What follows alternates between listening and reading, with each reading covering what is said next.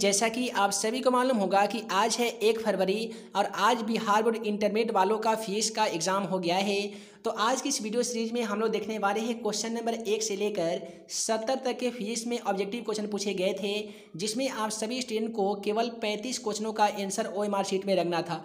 तो चलिए सभी क्वेश्चन को बारी बारी से सॉल्यूशन देख लेते हैं कि कौन से क्वेश्चन का सही जवाब क्या होगा। क्वेश्चन नंबर 1 में था कि औसत रंग पीला रंग या पूर्णांक के लिए निम्नलिखित में से कौन सा सही है। तो क्वेश्चन नंबर 1 का बिल्कुल सही जवाब ऑप्शन बी था।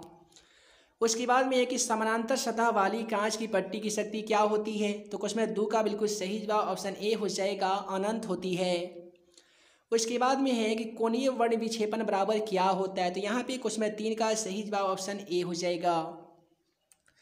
उसके बाद में अगला सवाल क्वेश्चन 4 को देख लीजिए। खगोलीय दूरदर्शी के लिए निम्नलिखित में से कौन सा सही है। तो ये क्वेश्चन का सही जवाब ऑप्शन बी होगा। उसके बाद में क्वेश्चन नंबर 5 से बोला गया है कि हवा में टी का मान क्या होता है। तो यहाँ पे क्वेश्चन नंबर 5 का सही जवाब ऑप्शन सी हो जाएगा, 1 होता है। उसके बाद में क्वेश्चन नंबर 6 को देख लीजिए। विद्युत क्षेत्र में एक आवेशित कण पर लगने वाला बल का मान कितना होता है। तो यहाँ पे क्वेश्चन नंबर 6 का सही जवाब ऑप्शन ए हो जाएगा, QE होता है, यानी ऑप्शन ए बिल्कुल सही जवाब है। जितने भी स्टूडेंट आंसर की का PDF के रूप में सॉल्यूशन चाहते हैं तो वीडियो डिस्क्रिप्शन बॉक्स में एक वेबसाइट का लिंक दे दिया गया है, उस पर क्लिक करके आप PDF के रूप में सभी का आंसर की फ्री में डाउनलोड कर सकते हैं। तो वीडियो डिस्क्रिप्शन बॉक्स में दिए गए लिंक को क्लिक करना बिल्कुल ना भूलिएगा। उसके बाद में अगला सवाल क्वेश्चन नंबर 7 को देख लीजिए। क्वेश्चन नंबर 7 में ए और बी के बीच समतुल्य प्रतिरोध की धारिता ज्ञात करना था। तो क्वेश्चन नंबर 7 का बिल्कुल सही जवाब ऑप्शन ए होगा, सी होगा। उसके बाद में था कि पदार्थ की प्रतिरोधकता के लिए निम्नलिखित में से कौन सा सही है। तो इसके लिए भी आपको 4 ऑप्शन इस प्रकार से दिए गए थे। तो क्वेश्चन नंबर जो 8 का बिल्कुल सही जवाब हो जाएगा, वो ऑप्शन सी होगा, P बराबर RL/A होगा। उसके बाद में है कि विभव प्रवणता बराबर क्या होता है, यानी विभव का प्रबलता बराबर क्या होता है। तो क्वेश्चन नंबर 9 का बिल्कुल सही जवाब ऑप्शन सी हो जाएगा, dV/dx होता है। उसके बाद में है कि विद्युत फ्लक्स का SI मात्रक क्या होता है। काफ़ी सिंपल सवाल है, क्वेश्चन नंबर 10। उम्मीद है कि आज सभी इसका आंसर सही लेकर आए होंगे कि विद्युत फ्लक्स का SI मात्रक वोल्ट मीटर होता है, यानी क्वेश्चन का सही जवाब ऑप्शन सी होगा। उसके बाद में अगला सवाल क्वेश्चन 11 में है कि संबंध Q बराबर NE में निम्नलिखित में से N का मान संभव नहीं है। तो यहाँ पे क्वेश्चन 11 का बिल्कुल सही जवाब क्या हो जाएगा, तो वो ऑप्शन सी होगा, 4.2 होगा। उसके बाद में क्वेश्चन 12 को देख लीजिए। एक समानांतर पट्टिका संधारित्र की धारिता के लिए निम्नलिखित में से कौन सा सही है। तो यहाँ पे क्वेश्चन नंबर 12 का बिल्कुल सही जवाब ऑप्शन ए हो जाएगा। उसके बाद में अगला सवाल है कि विद्युत परिपथ की शक्ति होती है, यानी विद्युत परिपथ की शक्ति बराबर क्या होती है। तो क्वेश्चन नंबर 13 का बिल्कुल सही जवाब ऑप्शन सी होगा, V²/R होती है। उसके बाद में है कि धारतीय परिघात होता है, यानी धारतीय प्रतिघात बराबर क्या होता है।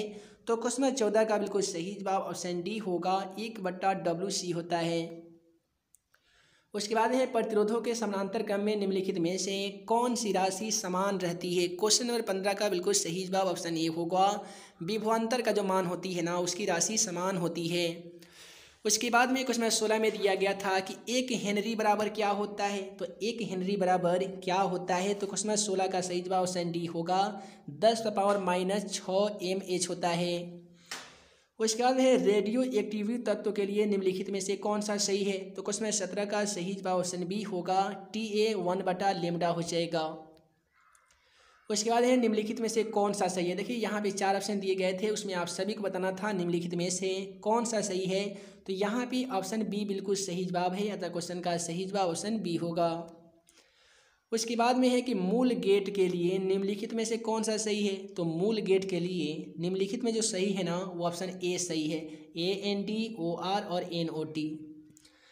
उसके बाद में निम्नलिखित में से कौन विद्युत आवेशित नहीं है। इसके लिए आपको 4 ऑप्शन इस प्रकार से दिए गए थे। तो इनमें से कौन सा विद्युत आवेशित नहीं है। तो फोटॉन है, चूँकि अल्फा कण, इलेक्ट्रॉन और बीटा कण तो होता है, लेकिन फोटॉन जो है आवेशित कण नहीं है।